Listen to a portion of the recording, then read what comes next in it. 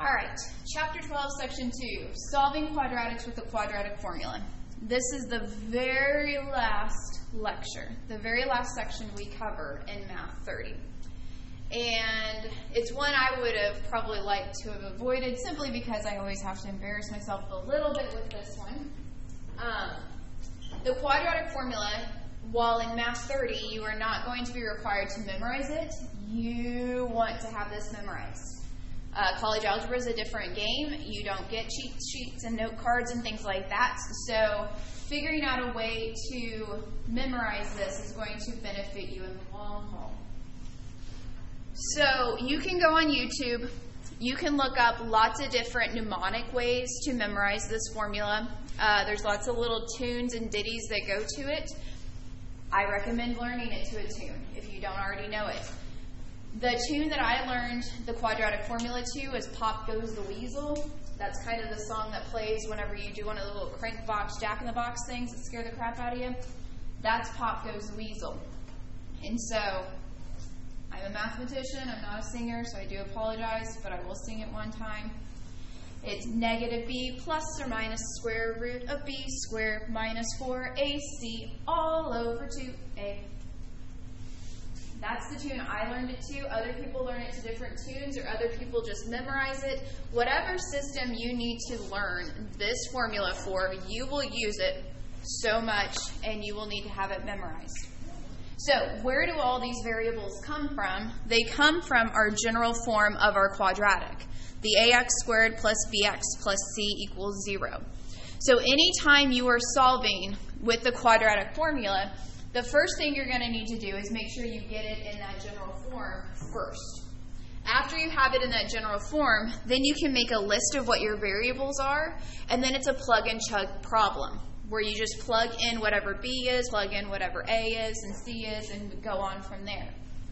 Now, these problems you are going to want to simplify as far as you can. You can have whole numbers, you can have fractions, you can have radicals. You don't want to give decimals. The only times you will ever give decimal representations when using the quadratic formula is if you're dealing with a word problem and it's actually wanting like a specific height that an object reaches or something like that. But otherwise, you're going to give a simplified out answer in whatever format you can. So, if you want, memorize that before you go into college algebra, and again, you'll just have another leg up. So we're going to do a couple of these, and then we're going to talk about a couple of other things that are helpful to know when it comes to our quadratic formula. So this is already written in the nice format. We have ax squared plus bx plus c. Everything's on the left-hand side. We have 0 on the right. So I always start by just listing out what does my a equal, my b equals, and what my c equals. My a in this case, because there's no number written in front of that x squared, is just a 1. My b is 2, and my c is a negative 8. The reason why I write those out is because then I don't have to go back up to my equation. I can just use my ABC that's over there and fill in my formula. The first part is negative b, so it'd be a negative 2 plus or minus the square root of b squared minus 4 times a times c all over 2 times a. I'm just filling in all of the information. And then I will start simplifying. With quadratic formulas, because I don't want decimals and all of that, I do almost all of it on paper.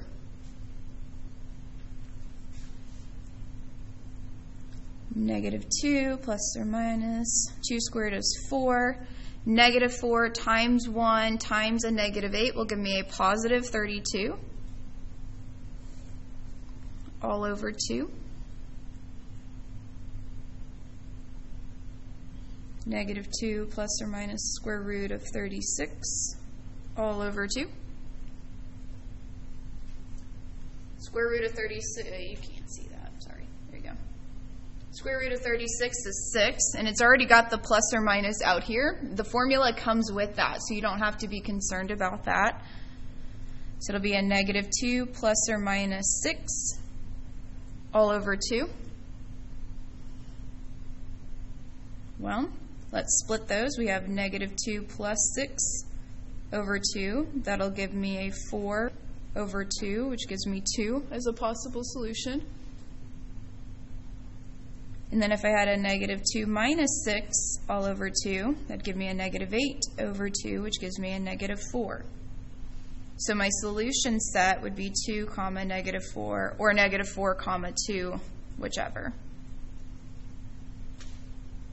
And you could plug those back in and check to make sure that they do work.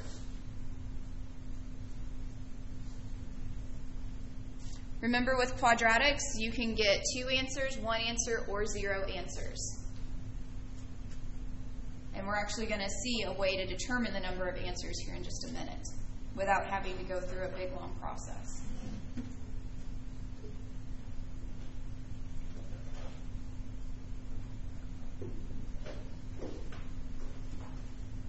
Any questions on how I found my variables, how I plugged them in, how I simplified?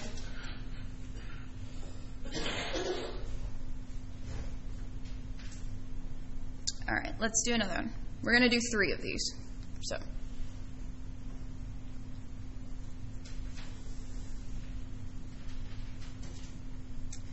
we have negative 4x squared equals a negative 12x plus 9. This one is not written in the format that we want it to be in. We want everything on the left and 0 on the right, so I'm going to add the 12x over and subtract the 9 over. That way I can have everything on the left-hand side, and I have 0 on the right. And here's the nice thing about the quadratic formula. We can have a negative 4 as our a. Remember when we did completing the square in 12.1, we needed our a to be 1. That's not a stipulation here for our quadratic formula, which is nice. So we can leave that. Now I would write my list that a is negative 4, b is a positive 12, and c is a negative 9. And then I start my plug and chugging. Negative b plus or minus the square root of b squared minus 4 times a times c all over 2a.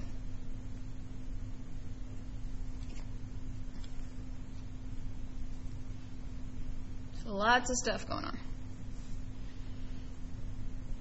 Negative 12 plus or minus the square root 12 squared is 144. I have 3 negatives being multiplied together, which means I'm going to end up with a negative. 4 times 4 is 16. 16 times 9 is 144. All over a negative 8. 144 minus 144 is 0. The square root of 0 is 0. So I'm left with the negative 12 over negative 8, which simplifies. The signs cancel. They both have a 4 in common. So I get a positive 3 halves. I only got one solution here. And that's okay. One solution's fine. Notice I leave it as 3 halves. I don't write it as 1 1/2. I don't write it as 1.5. I leave it as a simplified improper fraction. In college algebra, you will have a section in the beginning of the semester on complex numbers, which are where we introduce the imaginary unit, and then you'll actually be able to do these problems when you get negative numbers underneath your radicals. But we don't cover that in Math 30, so I'm just letting you know that that will happen as well in college algebra. So if you want something to go look at over the summer, go look at Khan Academy and look up complex numbers. kind of give yourself a preview. Any questions, comments, or clarifications I can make at this point? We've still got one more to do. All right, I'm going to move this because I don't really have room at the bottom for the next one.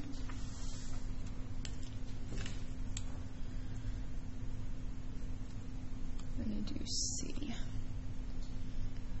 X squared plus 2x minus 8 equals a negative 7. So we're really close on being to that general format that we want, but that negative 7 is causing a problem, so we need to add 7 to both sides so that we can move it over. That would give me x squared plus 2x minus 1 equals 0. If I add 7 to both sides. Now I'm ready to figure out what my A, B, and C are. My A is 1, my B is 2, and my C is a negative 1. One thing I want to mention, just simply because all of our B's have been positive, is remember our formula.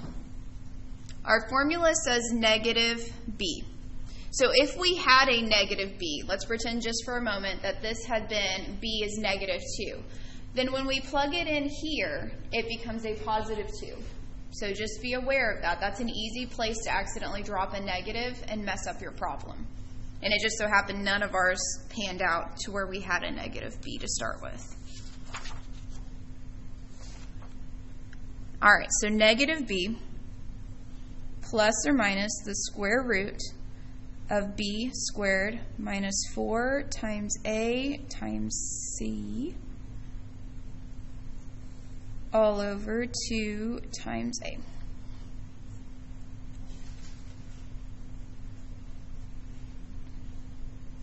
So negative 2 plus or minus 2 squared is 4. Negative 4 times 1 times a negative 1 becomes a positive 4 all over 2. Negative 2 plus or minus the square root of 8 all over 2. 8 is not a perfect square, but one of its factors is. 4 is a perfect square.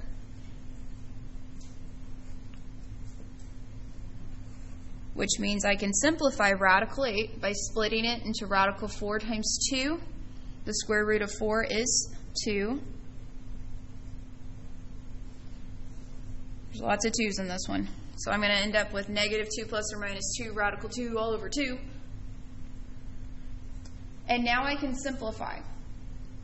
I have this problem very specifically in here because it's a good point to remind you of how we can simplify with radicals involved. We've simplified the radical in that there's nothing underneath the radical that I can pull out. But now I have this negative 2, I have this 2, I have this 2, and all of those can be simplified because negative 2 divided by 2 is a negative 1. And the 2 out in front of my radical divided by 2 is a positive 1. So that just leaves me with my radical 2. What I cannot do is I cannot say the 2 that's under my radical can be divided by the 2 as well, because that's not how it works. We're not allowed to divide radicals that way. We had a whole thing on that in chapter 11. So don't try and do magic math, or don't do magic math here where you see, or maybe even this step, where you're like, I'm going to cancel those, and then you end up with the wrong answer. Don't do any simplifying until you're really towards the bottom, and then say, okay, do all of our coefficient numbers, can that be simplified? You can't simplify by dividing with whatever's under the radical. Negative 1 plus or minus radical 2 would be our final solution. And I believe Pearson is fine with the plus or minus. If they're not, you could split it, but I'm pretty sure they're okay with you using the plus or minus symbol, which is available at the bottom of the homework and of the quizzes or in the menu box.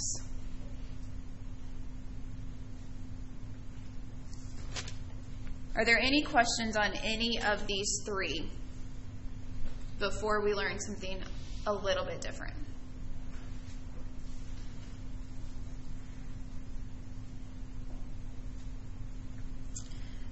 All right.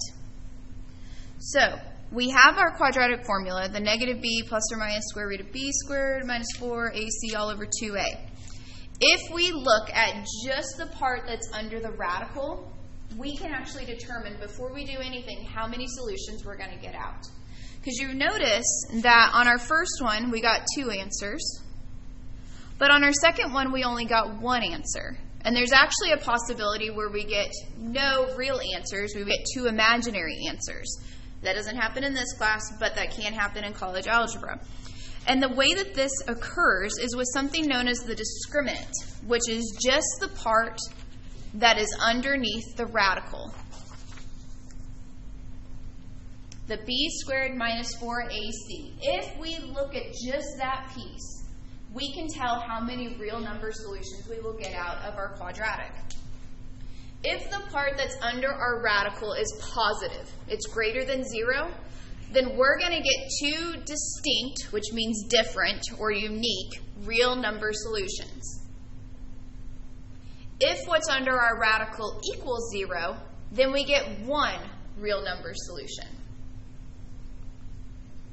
And if what's under our radical is negative, there are no real number solutions. And in college algebra, you'll learn that there's actually 2 imaginary number solutions in that case. So the discriminant does not help you figure out what your answers are, what your zeros are, what your solutions are. It just tells you how many you can get.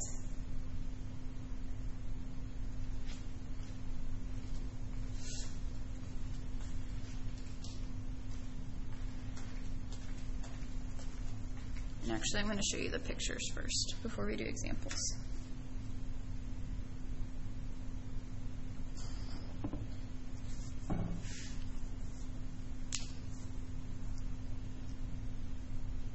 So the discriminant is looking at what's underneath the radical.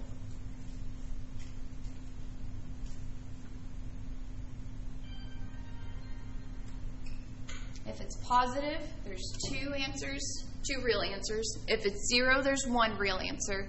And if it's negative, there's 0 real answers.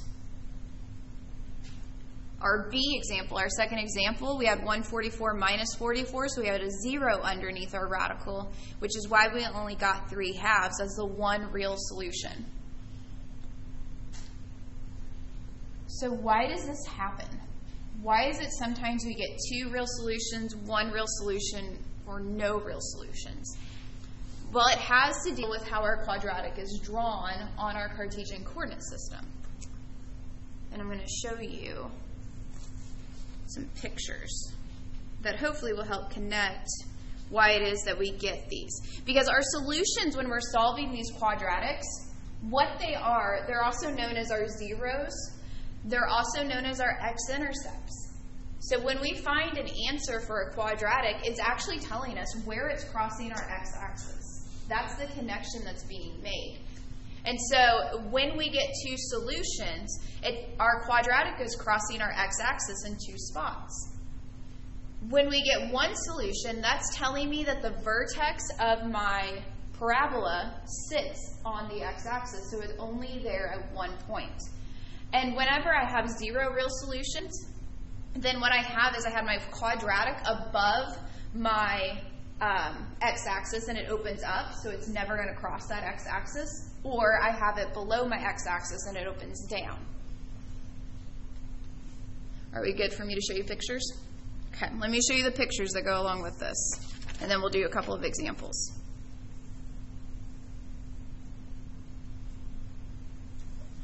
So if it is positive, this b squared minus 4ac, that's where I get 2 answers. And so you get situations that look like this. Either your parabola opens up and the vertex is below your x-axis, and so it crosses in these 2 points, or your parabola opens down and your vertex is above it. If you equal 0, then that's where the vertex actually hits or lies on your x-axis. So there's only 1 point where it's crossing or hitting that x-axis, so you only get 1 solution. The way we get 0 real answers is what I mentioned, where you have your parabola and it's opening up, but that the bottom, your vertex, doesn't actually connect with your x-axis. It's up above it. And so you will never ever cross your x-axis. Same thing as if it's flipped down. You will be finding the vertex of your parabolas and doing a ton of stuff with parabolas and your quadratics in college algebra. And there's actually your quadratic formula.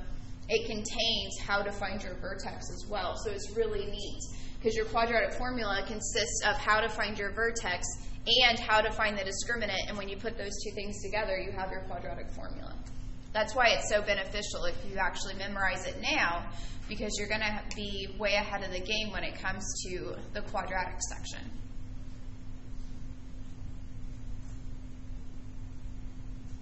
So these kind of give you a visual representation of what it is we're finding the solutions of and how that's actually playing out. Now remember, discriminant doesn't tell us where these zeros or solutions are happening. It just tells us how many we have. So by having the discriminant and it telling me I have two solutions, I know my parabola looks something like one of these in general. If I know that my solution only has 1, 0, then I know that my vertex touches the x-axis somewhere. And if I know I have no real solutions, then I know that I have a quadratic that opens up or down, above or below the x-axis and never touches. So it just gives me a visual representation of what's going on. These are also good to know because as you're working through your quadratic formula, if you get 2 answers, you could go over to the side, figure out the discriminant, and make sure you were supposed to get 2 answers. Or if you get 1 answer, you can double check that. Are you ready to do a couple discriminant problems? All right. I'll just use the problems I have here, like written here for you. It says use the discriminant to determine the number and type of solutions the quadratic has. So they give us a quadratic formula. It's in the right format. We're able to identify our A, B, and C. Now, I don't have to do the whole quadratic formula. All I have to do is the b squared minus 4ac. That's what I need to calculate. And the number I actually get does not matter at all. The only thing that matters is if it's positive, negative, or 0. That's really all I'm concerned with. So here, my b is a negative 8. So that's negative 8 squared minus 4 times a times c, which is 16. Negative 8 squared is 64. And 16 times 4 is 64. So I find that my discriminant is 0. When my discriminant is 0, there is 1 real solution. Bless you.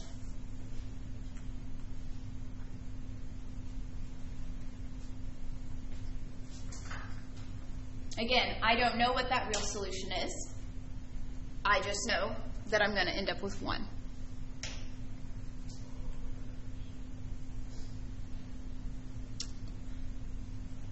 Do another one.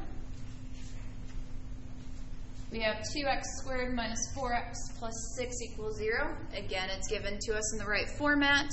My a is 2, my b is negative 4, and my c is 6. Every time I use my discriminant, I'm writing down the formula. Every time you use your quadratic formula, if you write it down before you just plug in the values, you'll learn it quicker. Repetition is key in math. So we're going to have negative 4 squared minus 4 times a times c. 4 squared or negative 4 squared is 16. Then I have 4 times 2, which is 8. 8 times 6 is what? 48. So 16 minus 48 is a negative 32. And again, the number itself doesn't matter, but the fact that it's negative does. Because if it's negative, then I know that there's no real solutions. That's going to be one of those cases where my parabola is opening up and the vertex is above the x-axis, or my parabola is opening down and it's below the x-axis. And so it never crosses the x. access anywhere. So logically, you can probably deduce what's going to happen here in C, but we're still going to do it. We have x squared minus 5x minus 3 equals 0. A is 1, B is negative 5, C is negative 3. B squared minus 4AC, that would be negative 5 squared minus 4 times 1 times a negative 3. 5 squared is 25. Negative 4 times negative 3 would be a positive 12. We get a positive 37. Since it's a positive number, we know that there's two real solutions. So use your discriminant to check your work when you're using your quadratic formula. If you get two answers, make sure that's what's under your radical should give you two answers. Because maybe you accidentally dropped a negative somewhere and you got two answers, but really you should have only gotten one, or you should have gotten none. So again, it doesn't tell you what the solutions are, but you can still check the number of solutions that you receive.